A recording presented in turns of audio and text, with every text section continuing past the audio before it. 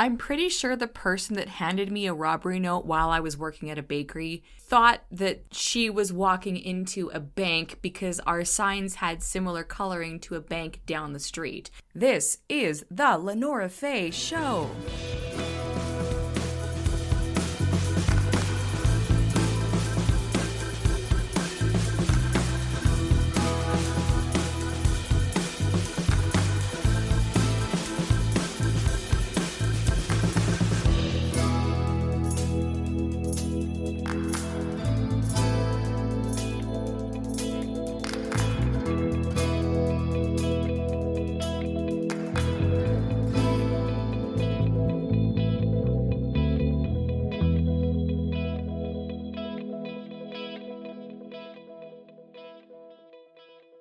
Hello. Welcome to the I was handed a robbery note and said no episode. I'm your host, Lenora Faye. I cannot believe how long it has been since this incident happened. This feels like a whole lifetime ago. Back when I was working as office manager for a wholesale bakery that had been around for 40 years in my current city, and the business is no longer there. But this story was one I've never, I think I posted it about the incident on Facebook like a day after it happened. Maybe that evening. And never really had a need to share it, but this is a storytelling podcast, and this is definitely a story. It's not a very long story, but it makes me reflect on human instinct and fight, flight, or freeze, and just a learning experience of how we handle things. So I was trying to figure out if this was 2015 or 2016. I think it was 2015. 2015 sounds about right. I was working as an office manager. I loved this job. I really did. My career history is mostly entrepreneurial, with not even a handful. I mean, like 3 employment jobs, like working for people. This was a significant period of my life. I think I was there for 6 years. Yeah, I was there for about 6 years. And you know what? I mean, I could fill a whole podcast with stories just from that particular job, of even how I got that particular position. It was a job where I was living in the area. I saw that place, that bakery, and I'm like, I'm going to work there. And then I got a job there. It just really connected. Anyway, so this is one of the many adventures that I had working there. I had a lot of responsibility there as far as being in the office, and it was a wholesale bakery. Again, loved that job. And it also had a retail storefront. So this was a German bakery specializing in rye bread, French pastries, all that good stuff. A lot of things I actually don't eat, so that's probably why I could still work there, because if it was a donut shop or a cupcake shop, I would have had to quit. And the way the store was set up, of course, there's display cases and a lot of things behind the counters, so when customers come in, you have a barricade of sorts. And there was a lovely older lady whose responsibility was to mostly run the retail part. But there would be times where I would go in and help out, especially if we were really busy. And for some reason, she wasn't in the storefront at this particular time, which was probably for the best. And anyway, I heard the front door alarm go off, and noticed that she wasn't in the store, so I went out to greet the person, and it was a gal, and she went right up to the register, which is not uncommon because people are picking up orders, right? So she doesn't say anything, and she pushes a piece of paper in my direction, and I look at it, and I don't remember anymore what it said specifically, but it was either, "This is a robbery, give me your money," or "You're being robbed." I think it was "You're being robbed, give me your money." This was one of those two. Again, this is a bakery. You know, I got a lot of requests, but not that one. And it took me a couple seconds. Like, it was not making sense to me. I could read it. I could understand what the note said, but it, logically made 0 sense to me. My first reaction was, no, this is a bakery. I'm not doing that. And that's what I said to her. Very clearly. There was no other customers. There was no one else in the storefront. The overnight baking crew hadn't, obviously was not there because it was daytime, and it was quiet. So that presence was great in the sense that I could gauge if I felt in danger or not. Keep in mind, this is happening in Canada, and it's not that we don't have guns in Canada. It's not that we don't have criminals in Canada with guns, But the general vibe is you don't feel like someone's going to pull out a gun at you here. Never even, like, it doesn't really, I mean, you know it's possible, but on a day-to-day basis, it's just not in my awareness. Since it was really still, in that moment, I did not feel like I was in any kind of danger. She was not somebody that looked like she could easily jump over a counter at me or reach over and grab me. And I'm not a slight person. So, you know, she was bigger than I was, but I did not feel like any harm was going to come to me if I said no or after I said no. Or because I was like, I got to remove myself from this situation. Her hands were in her pockets. Again, may have been an intimidating factor, but I did not feel like she had any kind of weapon that she could use to harm me. I felt like I could leave, and that's what I chose to do. So after I said what I said, she didn't react at all, and I left. And now, obviously, I didn't like side shuffle out to keep an eye on her, but I just felt, and there was a wall behind me that I could go around, but my first thought was, okay, I need to leave the store and get back to the office, because again, it's not like she could easily get around the corner or over the counter.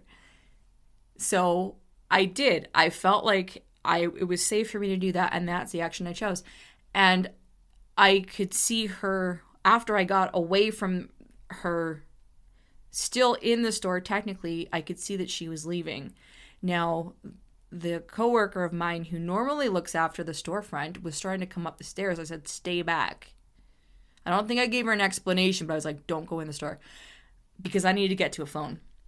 And so everything happened really quickly. I saw that she was leaving. I grabbed the phone. I went, and my coworker probably ignored me and went to the store, and I left the note on the counter. So I grabbed the phone from my desk and called 911. I went, because the office had two parts, and it was an older building too, and so I went to the window and I could see that she had left, and I noticed what direction she was in. So I called 911, explained what happened, and that's when my body started to the adrenaline, everything started to hit. I went from calm to starting to physically shake. I was fine, but I could feel my body like relax, because it was very, in fight mode, and it was coming out of fight mode. So I explained to the operator what had happened, and because this neighborhood had been going downhill for years, and the bakery was on a major roadway, so that was nice. But because of the area, they had a dedicated police presence, so it wasn't very long before police arrived. Now, she had already left, and they never did find her, as far as I know. But anyway, so the police arrived, and then I had to explain to my coworker, customers were coming in, and I was trying to, quote unquote, preserve the crime scene. Like, don't touch this spot. This was a note. Don't touch it. And then I had to explain to my boss and then my coworker what had happened, because suddenly the police are there and they need a statement from me. And, afternoons are really busy because I'm responsible for all the wholesale business coming in, orders, getting everything ready for the overnight baking crew, all that stuff. But I couldn't do any of that because I needed to give statements. And nobody had witnessed this at all. So that took longer than the actual robbery attempt. So by then, I am like feeling frazzled, which is fine because I'm safe. I can be frazzled. I can't be frazzled in the moment the event is happening. And I'm generally not. I'm not. I'm like, okay, this is what's happening. And then once things have sorted, then I frazzle. So I'm sitting down and giving my statement and just stating what happened. And also acknowledging that I'm like, whoa, this happened. The officer was really nice. And I know there was a couple there, a couple of officers there. One I spoke with specifically, and then I had to go down to the station after, I think it was the next day. I can't remember. I don't think it was the night. I don't think it was the night of, or yeah, I think it was a day later. And this is where I'm not sure what year it was, because I can't remember if I was still with my boyfriend at the time, the one boyfriend I've ever had. I don't think so. Again, it's been so long. But all those, it's like those details, that's the thing. Like, I remember the event, I remember the aftermath, but I don't remember anything around it. Because it just was like, ew. So I think it was the next day that I had to go down to the station after work and go through a lineup, which was just like to identify the person, which was just a series of photos.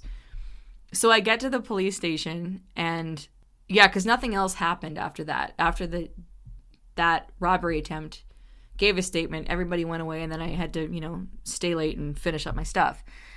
So the next day or whatever, I went down to the station, checked in, and then they had me go through a series of photos. And I don't think that the person who did this or tried to do that was in the photo lineup. So I just picked the one that closely resembled. And that was that. But I remember I remember there was a couple officers when I went in, and they were really nice. But I had this feeling that they had heard the full story because they were kind of like quietly giving me like a thumbs up, like nice work, because I said no. And so then a week or two later, there were 2 detectives that came because they were still investigating. And again, we never heard if they caught this person. I don't think they did because we never heard anything after this. But 2 detectives came and they wanted to get a statement from me again and just me to walk through what had happened.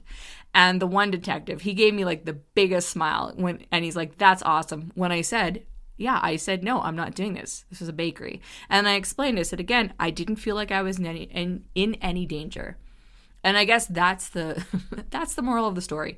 I acted that way because I honestly didn't feel like I was in any danger. And my priority was for me to remove myself from that situation. And so I did. And yeah, my safety comes first. I was probably a little skittish for a bit, but not super because I wasn't harmed and it was nothing I care to repeat, but it was so weird. I think that's why I want to share this story. It's because and again, a lot of time has passed since this happened. It's a moment that I have not forgotten. I don't think about it, but I haven't forgotten it because it was a combination of scary and bizarre to me. And now I live in a city with 1.7 million people. Crime happens. Crime happens in a town of 200 people, right? And again, this is Canada. I wouldn't say that there's this false sense of safety, but I definitely notice that when I'm in the US, I operate as though I'm a Canadian.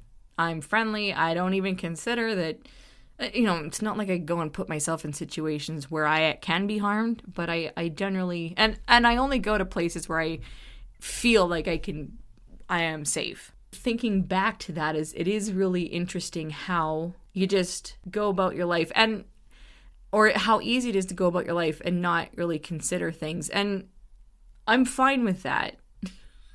I'm fine with that. Being a female or being in a female body, let me put it that way. You are always on guard. It's just part of it, right? And then, in your home, in your place of work, in your just day-to-day, you are always aware of your surroundings. And, I rarely feel unsafe. And so I'm telling this story to have a bit of a dialogue about instinct, intuition, and just reflecting on it. Not how to tune into that, but just kind of share how that works or when that works. And so I've been recently looking at the difference between instinct and intuition because they're not the same thing. Because honestly, my instinct would be like to grab some bread behind me and throw it at her. Be like, "You moron, get out of here. This is a freaking bakery, not a bank." Again, I'm laughing at it because I have to, and enough time has passed and I'm fine. Later on, I was talking with my boss about this, and the signage for this bakery resembles the coloring of a common bank here. And there's the word baking in the sign. Now, I'm not going to say that criminals aren't intelligent, but it's not entirely out of the realm of possibilities where she mistook the word baking for banking.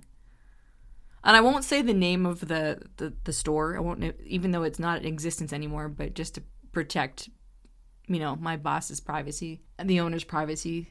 I won't say it, but it wouldn't make sense for that to be the name of a bank. I don't care if the coloring matches up. And I have now again, this girl never spoke, and I also doubt that she wrote the note because the writing is really, really neat. And let's say that she did mistake the word baking for banking. There's no way she could have written that note. Sorry, there isn't. I can see the whole thing happen as in an out-of-body experience. Like it was not an out-of-body experience. I was very, very present. And again, felt that it was completely safe for me to say no. It wasn't that it was my intuition to say no. That was my instinct. Okay, so this is what I'm going to unpack, and then I'll wrap up this episode. My instinct was to say, no, I'm not doing this. My intuition said, it's safe for you to leave. Like, there's no harm. Because and this is speculation here, but there was harm, like if there were potential harm to me, because again, this was not somebody that could easily jump over a counter. And if she attempted to reach over and grab me, I would move faster than she would be able to do that. I do know that. And I didn't throw bread at her because that wouldn't accomplish anything. If anything, I probably would have gotten in trouble. So again, instinct, no, I'm not doing this. Probably also because I just immediately after I felt like it was safe. But then the instinct was like, okay, well, you need to go and it's safe for you to leave because I didn't, her hands were in her pockets and she was wearing a hoodie. I didn't see anything. She did not react. She didn't say anything. She may have shrugged, but she didn't, to me, she did not react. She did not give me a reaction. And she was probably stunned that I said no. That's entirely possible because she just kind of left as I was leaving to go back to the office. And by then, there was glass in between, not at the counter, but the entrance. So I could see her through the glass that she was back. She was leaving because she couldn't get into the cash register. It's not like she could lift it and there was nobody else she could harass. So, it was an interesting experience in instinct and intuition as to how to navigate that very quickly. It happened very, very quickly. So yeah, that was a lesson there, I guess. I mean, just thinking back, I wasn't thinking about that at the time. Again, I became frazzled after the fact by the time I called 911 and then all that stuff. But yeah, it's one of those things that happen.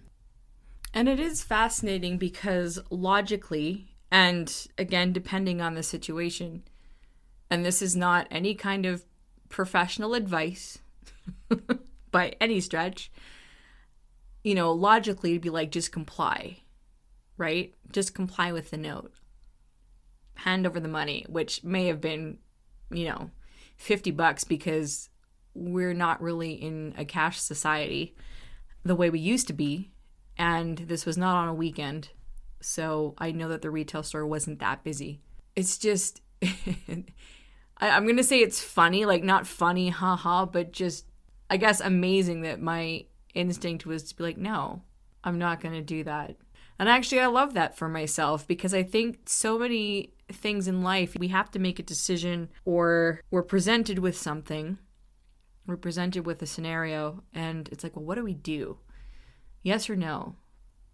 And I mean, here's the thing. It's kind of annoying when life does what it does and, we're kind of at a crossroads and then you just feel like you don't know which one to do because it's not necessarily a life or death situation. It can be a very serious situation, but it seems that it's so easy to be on the fence for a while. It's like, do I stay? Do I go? Do I try this? Do I try that? And being indecisive is not... I don't enjoy being indecisive. In fact, it drives me nuts. But I don't want my entire life to be a bunch of... And it's not a bunch of emergency situations. Sometimes it feels that way. And then it's like, okay, well, you just got to make a decision. But I guess that was my answer. That's my answer using this story as an example. Because my instinct and my intuition was like, what's going to make you feel the most safe? Get out as quickly as possible.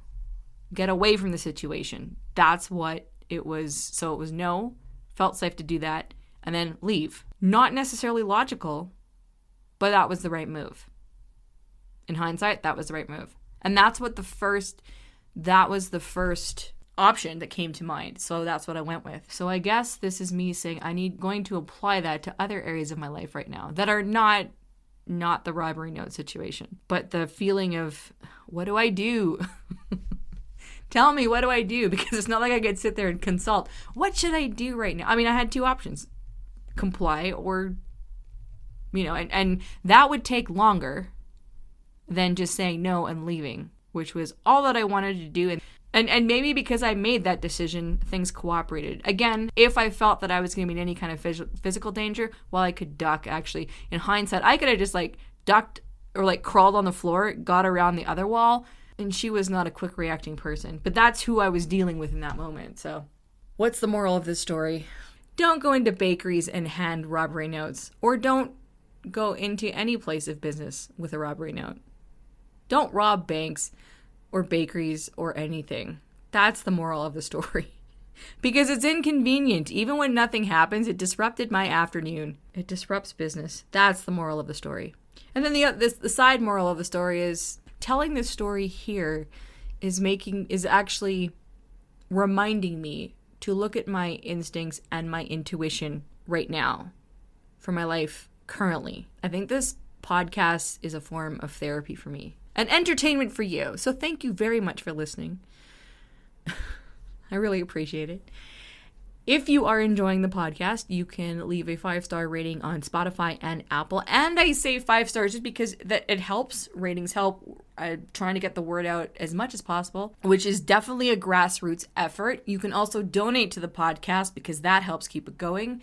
There is a link below to GoFundMe and rating. And if you want to interact with the podcast, if you want to leave a message or if you want to comment and I can comment back, you can actually leave comments on Spotify, the Spotify app now, and I know how to go find those comments. They don't notify me, but I'll just log into the account and check. And I don't think you can leave comments on Apple, but you can definitely leave comments if you're listening to this on YouTube, because YouTube has a podcast now and it's on my YouTube channel. You can also follow me on Instagram at @IamLenoraFaye. And again, thank you very much for supporting the show. And we will chat in the next episode.